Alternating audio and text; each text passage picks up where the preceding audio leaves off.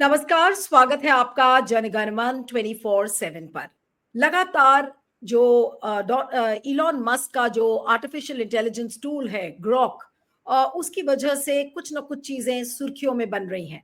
और एक चीज जो नजर आई सामने, हालांकि बहुत लोग हर तरीके के सवाल पूछ रहे हैं, हर तरीके का जवाब आ रहा है, लेकिन क्योंकि न्यूज की दुनिया के जो लोग हैं वो हमेशा राहुल गांधी बनाम प्रधानमंत्री नरेंद्र मोदी के बारे में, इस नैरेटिव के बारे में बात करते रहते हैं, तो इस नैरेटिव का जवाब और इस नैरेटिव का तोड़ भी ग्रोक ने निकाल लिया। ग्रोक से पूछा गया और ग्रोक ने राहुल गांधी की तारीफ की। राहुल गांधी को ये बताया कि वो प्रधानमंत्री नरेंद्र मोदी के कंपैरिजन में वो एक बेहतर नेता हैं, ज्यादा ईमानदार हैं, ज्यादा पढ़े लिखे हैं, समाज को एक साथ लेकर चलने वाले हैं और सामाजिक सौहार्द और एकता की बात करते हैं, कम्युनल हार्मनी की बात करते हैं, जबकि मोदी जी के साथ ऐसा नहीं है। इन बातों को ग्रोक ने पढ़कर और ग्रोक ने अपने रिस्पॉन्स में राहुल गांधी के लिए बताया है। अब जाहिर सी बात है कि ये जो जवाब है, ये बीजेपी या बीजेपी के इकोसिस्टम और फिर प्रधानमंत्री नरेंद्र मोदी ही क्यों ना हो, उनको तो नहीं पसंद आएगा कि जिनकी पार्टी ने करोड़ों रुपए उनको पप्पू बनाने में लगा दिए, आज इलॉन मस्क का जो एक महादानव उन्होंने निकाला है, जो कि मोदी को और बीजेपी को निगलता जा रहा है हर दिन अपने नए नए जवाब के साथ, तो वो कैसे मोदी जी बर्दाश्त करेंगे इस चीज को कि उसने राहुल गांधी की तारीफ करी है, राहुल गांधी को ज्यादा बड़ा नेता बताया है। अब इस मोमेंट को कांग्रेस कैसे इस्तेमाल करेगी, कांग्रेस इस चीज को कैसे देखती है, और जो कम्युनिकेशंस डिपार्टमेंट है कांग्रेस का, वो अब इन चीजों को आगे लेकर कैसे बढ़ेगा, आज उसी पर हम चर्चा करेंगे। और इसके साथ साथ जो ग्रॉक की चुनौतियां हैं एक बतौर पॉलिटिकल पार्टी के रूप में, कांग्रेस इसको कैसे देखती है, आज इन सारी बातों पर हम बातचीत करेंगे। हमारे साथ कांग्रेस की प्रवक्ता और नेता विंग कमांडर अनुमा आचार्य जी जुड़ी हैं। अनुमा जी, आपका बहुत बहुत स्वागत है, thank you so much for joining. और it's always a pleasure Anuma ji having you on the programme. और आज एक इतना मजेदार और इतना इंटरेस्टिंग टॉपिक है जिसको लेकर मैं आपसे सवाल कर रही हूँ कि राहुल गांधी को ग्रोक ने महान नेता बताया है in comparison to prime minister Narendra Modi. अब जाहिर सी बात है कि इस चीज को लेकर बीजेपी या मोदी जी खुश तो नहीं होंगे, लेकिन कांग्रेस का इस पर क्या रिएक्शन है और कांग्रेस क्या इसको एक अवसर के रूप में देखती है? जी नीलू जी, जो ग्रॉक है उसने पिछले 3-4 दिनों से सॉलिड धमाल मचाया हुआ है, खास तौर पर एक्स पर। और मैं तो अभी थोड़ी देर पहले फेसबुक देख रही थी, तो एक ने लिखा हुआ है कि नेहरू जी का भेजा हुआ जिन्न है ग्रॉक। अब आपने भी महादानव ही कहा, तो वो पढ़ के मुझे काफी हंसी आई। और हम भी काफी सारे सवाल हम भी पूछ रहे हैं, मैं तो खास तौर पे पूछ रही हूँ। मैंने देखा कि काफी लोगों ने सवाल पूछे हैं, मोदी जी की डिग्री से लेकर उनकी पत्नी के बारे में सवाल पूछे गए हैं, स्मृति ईरानी की डिग्री पर सवाल हैं, और मोदी जी ने कितने बार झूठ बोले, तो जो उनके फेमस झूठ है 45 की संख्या ग्रॉक ने काउंट करके बताई है कि इतने बार तो उन्होंने सीधे सीधे झूठ बोले हैं। तो इन सब चीजों से देश के लोगों को वही पता चल रहा है जो असल में सच है। लेकिन जहां तक एक पॉलिटिकल पार्टी का ग्रॉक से फायदा क्या होगा, देखिए, कांग्रेस की जो विचारधारा है वो सत्य से उपजी हुई विचारधारा है। और कांग्रेस हर व्यक्ति, उसका संघर्ष और उसकी गरिमा की कद्र करती है। अब इसका उदाहरण यह है कि जब जब भी कांग्रेस की सत्ता होती है, चाहे वो यूपीए के रूप में हो या अपनी ही सत्ता हो, तब तब लोगों के लिए उपयोगी काम होते हैं। जबकि नरेंद्र मोदी जी अपने आप को एक राजा की जगह पे रखते हैं। कांग्रेस की विचारधारा में बड़ा साफ है कि ना तो हमारा और जनता का रिश्ता राजा और प्रजा का है, ना क्रेता और विक्रेता का है। लेकिन नरेंद्र मोदी जी कहते हैं, एक बार उन्होंने कहा है कि जनता मेरा नमक खाती है तो मेरी नमक हलाली करती है। इस तरह की बातें उन्होंने भाषण में बोली हैं। जब भी वो बात करते हैं, हम दे रहे हैं, मैं दे रहा हूं, मोदी ने दिया है, थर्ड पर्सन में जब वो बात करते हैं और उनकी जो आवाज भी पूरी नहीं बोल पाते, वो अपनी पूरी बात नहीं रख पाते, मतलब घमंड से भर जाते हैं। तो ऐसे एक संकुचित, सस्ती भाषा बोलने वाले और देश की राजनीति को सांप्रदायिकता का विभत्स रूप देने वाले प्रधानमंत्री से तो राहुल गांधी जी की कोई तुलना ही नहीं हो सकती, क्योंकि राहुल गांधी जी उस पार्टी से आते हैं जो सत्य की विचारधारा से उपजी है। तो राहुल गांधी जी शुरू से ही, हाँ, उनकी छवि बिगाड़ने में जो 1500 करोड़ रुपए एक चैनल को दिए गए, एक संस्थान को दिए गए, और भी पैसे दिए गए, उसके अलावा व्हाट्सएप यूनिवर्सिटी का कई लाख यूजर्स का अलग अलग ग्रुप्स क्रिएट किए गए, उसके बाद भी राहुल गांधी जी की जो छवि थी वो निखर के आई। जो कांग्रेस की विचारधारा है, जो कांग्रेस जमीन बनाती है, जमीन बनाना शुरू हुआ दोबारा लोकतंत्र की जब भारत जोड़ो यात्रा शुरू हुई और उसके बाद न्याय यात्रा हुई। तो ऊसर जमीन जो थी उसको कांग्रेस ने दोबारा लोकतंत्र की जमीन में तब्दील किया है, और उसी का परिणाम हुआ कि जो 400 पार का नारा था वो 240 पर सिमट गए, और उसमें भी धांधली हुई है, 79 सीटों पर धांधली हुई है, ये अलग अलग फोरम से हम जानते हैं। तो नरेंद्र मोदी जी जैसे ओछे नेता की राहुल गांधी जी के परिवार और उनकी जो विरासत है उससे तो तुलना की ही नहीं जा सकती। कांग्रेस क्या ग्रॉक से फायदा ले रही है? जी नहीं, कांग्रेस जमीन पे काम कर रही है। कांग्रेस के अपने कार्यकर्ता जो विचारधारा, जिनको विचारधारा के बारे में जानकारी उतनी नहीं थी, वो कांग्रेस को बस यूं ही पसंद करते थे क्योंकि वो सभी के सह अस्तित्व की बात करती थी, उसको उस विचारधारा से जोड़ने का काम भी चालू है, और लोग बाग उससे जुड़कर, और वे कई बार हतप्रभ रह जाते हैं कि कांग्रेस ने किस तरह से लोगों को केंद्र में रखा, बीजेपी किस तरह से जमीन को केंद्र में रखती है, बड़ी बड़ी इमारतों को केंद्र में रखती है, जिसपे 80 करोड़ से ज्यादा भारत की जनता कभी जिसका लाभ ही नहीं ले सकेगी।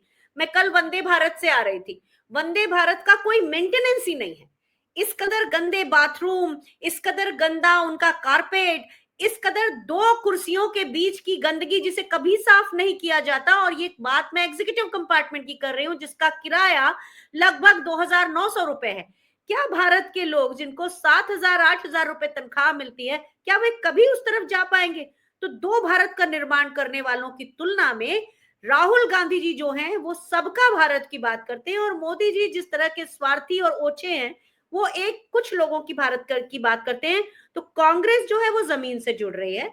नरेंद्र मोदी जी की अफवाहें अब उनका मियाद खत्म हो रही है, और ग्रॉक आके उसके ऊपर और बढ़िया चोट कर रहा है। ये देख के काफी अच्छा लग रहा है।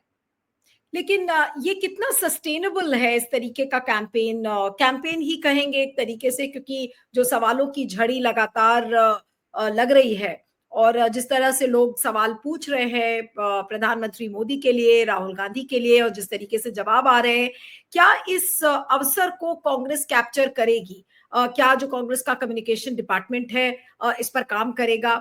और हो सकता है कि चीजें कुछ बदल जाएं, ग्रॉक आज कुछ कह रहा है लेकिन हर एआई टूल अपने आप को समय के साथ इवॉल्व भी करता है, तो हो सकता है कि अगर इवॉल्व करने के बाद और अगर चीजें बदलती हैं तो कांग्रेस आज इस अवसर को कैसे आगे बढ़ाएगी? देखिए, जहां तक सोशल मीडिया और मीडिया का सवाल है, कांग्रेस का सोशल मीडिया डिपार्टमेंट और मीडिया डिपार्टमेंट दोनों ही प्रोएक्टिव है। इससे पहले कि उस बात पर, जैसे ग्रॉक है, ग्रॉक तो अभी आया, आप देखिए पिछले 2 साल से आप देखिए जिस तरह से कांग्रेस का सोशल मीडिया और मीडिया के प्रवक्ता जिस तरह से बीजेपी के झूठों को ध्वस्त कर रहे हैं, उससे आप समझ सकते हैं कि ग्रॉक तो अभी आया है, उसके पहले से कांग्रेस की प्रक्रिया जारी है। लेकिन अब चूंकि ग्रॉक बिल्कुल सामने होकर, लोगों के सामने समक्ष होकर बातें कह रहा है, मुझे लगता है कि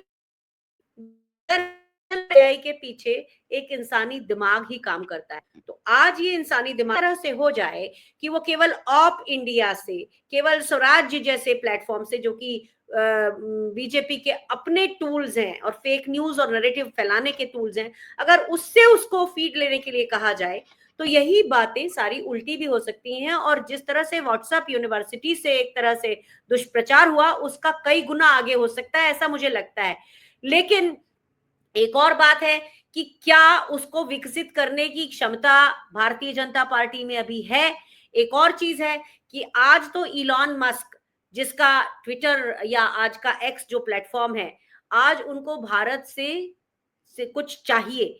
कहीं ऐसा तो नहीं कि वो इस तरह का एक एआई टूल आगे बढ़ाकर भारत की सरकार के ऊपर दबाव बढ़ा रहे हो, और सारा का सारा जो उनका अमेरिका में कारोबार है वैसा ही, क्योंकि यहाँ कंज्यूमर्स ज्यादा है, भारत की जनसंख्या ज्यादा है, तो इलॉन मस्क कहीं उसकी तरफ देखते हुए ये दबाव तो नहीं बना रहे हैं, ये भी एक सोचने की बात है। देखिए ऐसा हो या ना हो वो अलग कह रही है, आपका ये महत्वपूर्ण पॉइंट है, इसलिए मैंने आपको रोका 2 सेकंड के लिए। आपने कहा कि दबाव बना रहे हैं, तो क्या आपको लगता है कि ग्रॉक का इस्तेमाल इलॉन मस्क भारत को ब्लैकमेल करने के लिए कर रहे होंगे? देखिए जो भी ग्रॉक कह रहा है वो सच है, लेकिन उस सच को किस तरह से दबाया गया है पिछले 10 साढ़े 10 सालों में, और अचानक वो सच अगर इलॉन मस्क के प्लेटफॉर्म पर उभर के आ रहा है, तो एक तो दिखता है कि हाँ भाई ये सच आ रहा है, लेकिन दूसरी तरफ ऐसा लगता है कि अभी तो मोदी जी इलॉन मस्क के बच्चों को इतने सारे गिफ्ट देकर आए, अभी उनके साथ सारा सरकारी अमला था, और वो इलॉन मस्क के सामने उसके बच्चों को खिला रहे थे, ओले बेबी बेबी कर रहे थे। तो ऐसे में अब इलॉन मस्क के साथ तो उनकी दोस्ती दिख रही है सामने, और उसी प्लेटफॉर्म से ही क्यों हो रहा है? तो हमने भी सुना है स्टारलिंक के आने की बात है, टेस्ला के आने की बात है, छोटी मोटी हायरिंग हुई है। तो अगर मोदी जी वहां अडानी के साथ खून माफ करवाने गए थे, जिससे कि अडानी के ऊपर अमेरिका में जो केस है वो हट जाए, तो उसके एवज में क्या मोदी जी ने फिर भी काम नहीं दिया इलॉन मस्क को? क्या इलॉन मस्क ने ये तरीका सोचा है? ये काफी सारी चीजें हैं, थोड़ा कॉम्प्लिकेटेड है, लेकिन जब हम ग्रॉक के इस खुलासों को देख रहे हैं तो हमें अपनी सतर्कता भी बना के रखनी है, क्योंकि आजकल देश में या विश्व में कुछ भी कंफर्मेटरी नहीं है। तो इसलिए ये जरूरी है कि एहतियात भी रखी जाए, और ग्रॉक का जो भी कुछ आज तक उसने जवाब दिए हैं बीजेपी को, आरएसएस को, आईटी सेल को लेकर, इन सब के स्क्रीनशॉट्स का एक पूरा डेटा तैयार रखना चाहिए, जिससे आगे के समय में जब ग्रॉक अलग रास्ते में जाने लगे तो हमारे पास उसके प्रमाण भी हो। जी। नहीं, तो जो जितनी भी चीजें और जो मोदी के झूठ जो सामने ग्रॉक उनको उजागर कर रहा है, क्या इसका हिसाब किताब क्या आपकी पार्टी रख रही है? देखिए हमारी पार्टी तो लगातार इसका हिसाब किताब रख रही है, और मुझे शुक्रगुजार होना चाहिए उन प्लेटफॉर्म्स का, खास तौर पे यूट्यूब के उन प्लेटफॉर्म्स का और सभी प्लेटफॉर्म्स का, जिन्होंने उन बातों को, सच्चाइयों को सामने रखा है, और आज भी हमारे देश में खोजी पत्रकारिता की मौत नहीं हुई है। लोग सच कहीं से भी ढूंढ कर ले आते हैं। ये सारी चीजें तो पहले ही डोमेन में थी, लेकिन चूंकि तथाकथित मुख्य धारा का मीडिया उसका प्रचार करता नहीं है, और गांव में आज भी बहुत सारे ऐसे लोग हैं जो व्हाट्सएप पे आई हुई इस तरह के लिंक द्वारा या बिना लिंक के आए हुए वीडियोस को ही समाचार समझते हैं, और मीडिया भी इसी तरह के झूठ फैलाता है, जिससे लोगों को ये समझ में नहीं आता कि ये सच है या गलत है। तो ऐसे समय में ग्रॉक का आना और ग्रॉक का इतना वोकल हो जाना डेफिनेटली उन सचों को लोगों के सामने रख रहा है, जिनके ऊपर झूठों की बाढ़ आ गई थी। तो राहुल गांधी जी की इमेज खराब करना, इवन प्रियंका गांधी जी के बारे में अनाप शनाप, सोनिया गांधी जी के बारे में इतना अभद्र कि कई बार मैं सोचती हूँ कि इन लोगों के घर में ये अपनी माता से ही पैदा हुए होंगे, इनको कुछ तमीज है, समझ है, नहीं है, कुछ भी लिखते हैं लोग बाग। तो इन सब चीजों का खुलासा हो रहा है। ग्रॉक ने इस तरह के भी बहुत सारे सवालों के जवाब दिए हैं, और ये सच है। मैं ये नहीं कह रही हूँ कि ग्रॉक कोई ऐसा कर रहा है तो हमें बड़ी खुशी हो रही है क्योंकि वो कुछ नई चीज बता रहा है। बिल्कुल नई चीज नहीं बता रहा है, ये सारी चीजें सच्चाइयां हैं जो ग्रॉक अपने माध्यम से बता रहा है, और इसके ऊपर कांग्रेस पहले से बात करती आई है, लेकिन तथाकथित मुख्य धारा के मीडिया ने उस सच को कभी भी तवज्जो नहीं दी, क्योंकि वो विज्ञापन पे चलता है। और इस कारण से ग्रॉक का ये आना एक तरह से एक ताजा हवा के झोंके की तरह है, जिसमें सोशल मीडिया प्लेटफॉर्म भी सच बता रहा है, जबकि फेसबुक पे आज भी आप देखेंगी, अगर कोई ढंग की चीज लिखी जाती है, सच लिखा जाता है, तो उस पोस्ट की रीच ही कम हो जाती है। ऐसे में ग्रॉक का सच बोलना लोगों को बड़ा प्रभावित कर रहा है। लेकिन अनुमा जी, अब आपको क्या लगता है कि बीजेपी की जो आईटी सेल है, उनके जो हेड हैं अमित मालविया, वो क्या करेंगे? क्या वो नेहरू जी पर या फिर इंदिरा गांधी पर या फिर गांधी परिवार के बारे में जिस तरीके से झूठ फैलाया जाता था, क्या वो झूठ अब फैला पाएंगे? क्योंकि जैसे ही झूठ फैलाएंगे तो तुरंत पार्टी खुद ही ग्रॉक से पूछ रहेगी कि भाई ग्रॉक गुरुजी आप ही बता दीजिए। तो क्या अब ये असंभव हो जाएगा बीजेपी के लिए, अब नेहरू गांधी परिवार के बारे में झूठ फैलाना? देखिए, ये तो मतलब साफ तौर पे दिख रहा है कि ग्रॉक जो भी बता रहा है, जितने भी सवाल हैं, सारे के सारे मोदी सरकार के पिछले इतने दिनों के प्रपंच और फेक न्यूज़ के ऊपर ही हैं, और उसके वो जवाब दिए चला जा रहा है।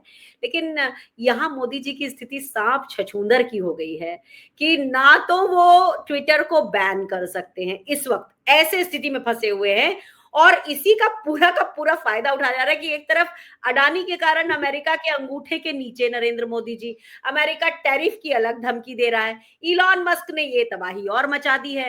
तो मुझे ऐसा लगता है कि एक तरफ बैन नहीं कर पाएंगे, दूसरी तरफ जो जो अमेरिका चाहता है वो करना पड़ेगा। भारत के किसी शासक को हमने इस तरह बेचारा बनते आज तक नहीं देखा है। आज इंदिरा गांधी जी की बात देखिए, 7वां बेड़ा आके खड़ा हो गया था, लेकिन अच्छा छकाया गया था उसको, और अमेरिका कुछ नहीं कर पाया था। चाहे वो हेनरी किसिंगर हो, चाहे कोई भी रहे हो, अमेरिका के राष्ट्रपति रहे हो, किसी को भी भारत ने कभी इतना मौका नहीं दिया था। लेकिन नरेंद्र मोदी जी एक अपने दोस्त के कारण, जिसको वो बचाना चाहते हैं अमेरिका में, अमेरिका के सामने नाक रगड़ रहे हैं, रोज उनकी भद पिट रही है, उसके बाद भी ना तो वो ट्विटर को बंद कर पा रहे हैं और ना ही अमेरिका के सामने कोई सवाल खड़ा कर पा रहे हैं। ये सारी चीजें हैं जो दिखा रही हैं कि ना केवल विपक्ष, आम जनता जो डरपोक थी, थोड़ा डरती थी कि अरे भाई हमें कोई उठा के जेल में ना बंद कर दे, तो अब तो वो केवल सवाल पूछ रही है, जवाब तो ग्रॉक दे रहा है, तो डाल दो जेल में, किसको डालना है। तो ये सारा कुछ देख के भारत का पहला ऐसा बेचारा प्रधानमंत्री जो ग्रॉक के सामने, जो इलॉन मस्क के सामने, जो अमेरिका के सामने पूरी तरह से झुका हुआ है, और जिसके ऊपर अमेरिका और अमेरिकन एक इंडस्ट्रियलिस्ट चढ़ के नाच रहा है, ये भारत के लिए शर्मिंदगी की बात है। ग्रॉक सच्चाई ला रहा है, ये खुशी है, लेकिन भारत का प्रधानमंत्री इस कदर दब्बू, इस कदर कायर, इस कदर बेचारा, इसने तो भारत का सिर नीचा किया है। ये मैं इसको कहने में मुझे कोई हिचक नहीं है।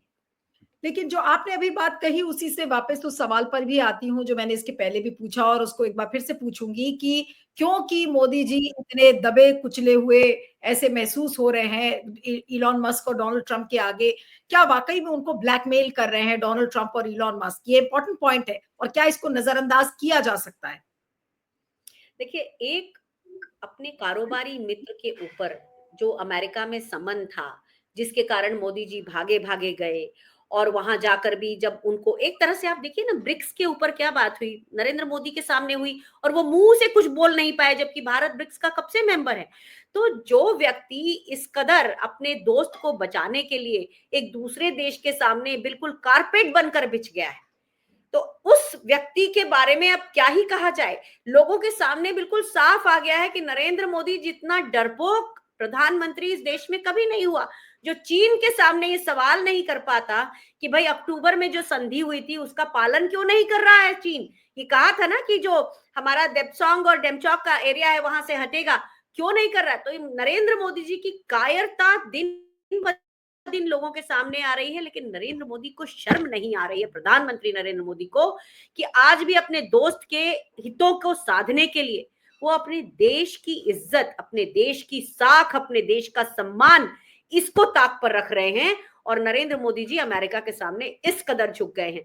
तो ये सारा जो पूरा ग्रॉक का प्रकरण है, और उसके पहले नरेंद्र मोदी जी का भागकर अमेरिका जाना, ब्रिक्स के बारे में जब ट्रंप ने उल जलूल कहा तो मोदी जी का मुंह बंद कर लेना, मुंह सी लेना, जबकि हम देख रहे हैं कि दूसरे देश जो हैं उनके राष्ट्राध्यक्ष, जैसे इस वक्त कनाडा के राष्ट्राध्यक्ष ने डोनाल्ड करके अमेरिकन राष्ट्रपति को संबोधित किया, तो कोई भी देश डर नहीं रहा है। डरपोक केवल हमारे देश के प्रधानमंत्री हैं, जिन्होंने देश की साख को बट्टा लगाते हुए अपने दोस्त के लिए आज भी अमेरिका के सामने कोई आवाज नहीं उठाई है, चाहे वो टैरिफ हो, चाहे आज इलॉन मस्क का इस तरह से नरेंद्र मोदी को बेइज्जत करना हो। वे आवाज तो उठा सकते थे। आप ठीक है, आप अफवाहों की फैक्ट्री हैं, लेकिन आप अमेरिका से ऐसे कैसे दब रहे हैं कि जिसमें आप आवाज भी नहीं उठा पा रहे? इतना नजर आ रहा है अनुमा जी, क्या अब ये साफ नजर नहीं आ रहा है कि मोदी जी न बीजेपी को चू भी नहीं कर रहा है?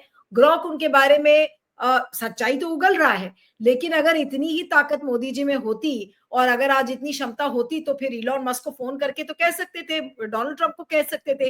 तो क्या इसका मतलब ये साफ है कि इलॉन मस्क और डोनाल्ड ट्रंप मिलके मोदी जी को ग्रॉक के जरिए ब्लैकमेल कर रहे हैं? ये बिल्कुल स्थिति साफ नजर आती है। देखिए, मोदी जी ने तो बेबी सिटिंग तक करी इलॉन मस्क के बच्चों की, वहां जाके उससे इतनी देर बात करी, लेकिन उसके बाद भी अगर ये सब हो रहा है तो ये साफ साफ दिख रहा है ना कि कहीं ना कहीं मोदी जी का कोई हित फंस रहा है, और मोदी जी का अपना कोई हित नहीं है। अब आप देखिए, मैं तो ताज्जुब में हूं कि केवल जो बेचारे अंधभक्त जिनको कोई ना कोई बीजेपी का केंद्रीय मंत्री या नेता या कोई सांसद सपोर्ट करता था, आज वो सारे सांसद, वो सारे केंद्रीय मंत्री गायब हैं ट्विटर के प्लेटफॉर्म पे। ग्रॉक के ऊपर आवाज नहीं निकल रही है उनकी। तो अंधभक्त बेचारे अपनी लड़ाई कब तक लड़े? जो इसी सारे एजेंडा के ऊपर जो लड़ा करते थे वो कितनी लड़ाई लड़ेंगे? तो आज जो बीजेपी के मंत्री हैं, जो कि वैसे ही नरेंद्र मोदी जी के अंगूठे के नीचे हैं, डरा करते हैं, कहीं किसी ने आवाज उठा दी तो उसकी केंद्रीय मंत्रित्व चला जाता है, उसको अगली बार टिकट नहीं मिलता है, बहुत तरह की बातें हैं। तो उनकी आवाज नहीं निकल रही है और नरेंद्र मोदी जी अलग से डरपोक की तरह बैठे हुए हैं। तो कुल मिला के कहानी यह है कि भारत की एक विश्व का सबसे बड़ा लोकतंत्र होने की जो बात है, हम ये पूरे विश्व में कह सकते हैं कि हमारे पास जैसे जितना मैन पावर किसी के पास नहीं है, हमारे पास कंज्यूमर्स इतने ज्यादा हैं, उसके बाद भी इतना डर, इतना ज्यादा आगे झुक जाना, ये क्यों हो रहा है? ये तो नरेंद्र मोदी जी ही बेहतर जानते होंगे। एक आखिरी सवाल बस करूंगी अनुमा जी, और इसके बाद इस कार्यक्रम को खत्म करती हूँ कि कांग्रेस अब इसको क्या एक अपॉर्चुनिटी के रूप में लेगी, जब राहुल गांधी को एक इतना बड़ा नेता इलॉन मस्क का जो आर्टिफिशियल इंटेलिजेंस टूल है उनको मोदी जी से महान बताता है, तो ये कांग्रेस के लिए कितना बड़ा मोमेंट है? देखिए, हम तो शुरू से ही जानते हैं और पूरा देश भी अब समझने लगा है कि राहुल गांधी किसी भी तरह के ओछे काम कभी नहीं करते। आपको याद होगा कि जिस समय स्मृति ईरानी को बंगला खाली कराया गया था और कांग्रेस के काफी लोगों ने उस पर बहुत सारे कमेंट किए थे, तो राहुल जी ने खुद कहा था कि वे एक सम्मानित सांसद रही हैं और उनके ऊपर हमें इस तरह की कोई टिप्पणी करना नहीं चाहिए, ये कांग्रेस की विचारधारा के खिलाफ है। तो राहुल गांधी तो शुरू से ही एक अच्छी मानसिकता के, एक अच्छे कद के नेता रहे हैं। ये उनके खिलाफ जो मुहिम चलाई गई थी उस सब से तो वो बहुत पहले उभर के आ चुके हैं। तो अगर आप ये कहें कि ग्रॉक ही हमें कोई सपोर्ट कर रहा है, ऐसा है ही नहीं। कांग्रेस सच के स्तंभ पर खड़ी है और उस सच के स्तंभ को ग्रॉक के उस एआई टूल ने केवल बल ही तो दिया है, क्योंकि जो गोदी मीडिया है, जो लश्कर ए नोएडा है, वो तो बात ही नहीं उठाता है सच्चाई की। वो केवल विज्ञापनों के तले दबा हुआ है। उसके जितने भी मालिक हैं वो सारे के सारे बिजनेसमैन हैं। एक समय पर पत्रकारिता के अवार्ड होते थे, पत्रकारिता को बड़े सम्मान से देखा जाता था। आजकल पत्रकारों को लोग बाग पीट पाट देते हैं। तो हम तो अपने आए दिन अपने सामने देख रहे हैं ना। तो कांग्रेस का सत्य से नाता है, लेकिन ग्रॉक के आने से ही कांग्रेस मजबूत होगी, ये बड़ी बात, ये एक कोई मुद्दा नहीं है। आपको याद होगा बेलगाम में हमारा जो अभी सम्मेलन हुआ था, उसमें अधिवेशन हुआ था, उसमें ये बात कही गई है कि अब हम नव सत्याग्रह करेंगे। तो कांग्रेस ने लगातार सड़क पे अलग अलग राज्यों में कांग्रेस आंदोलन कर रही है और मुझे ऐसा लगता है कि अपना जो देश का सच और जो सच का सच है उसे आगे बढ़ाने में कांग्रेस आने वाले समय में सड़क पे उतरने से, गिरफ्तारियां देने से, जेलों को भरने से कहीं पीछे नहीं हटने वाली है। जी, चलिए, आपका बहुत बहुत शुक्रिया Anuma ji. Thank you so much for joining. Thank you. बहुत धन्यवाद आपका भी। नमस्कार।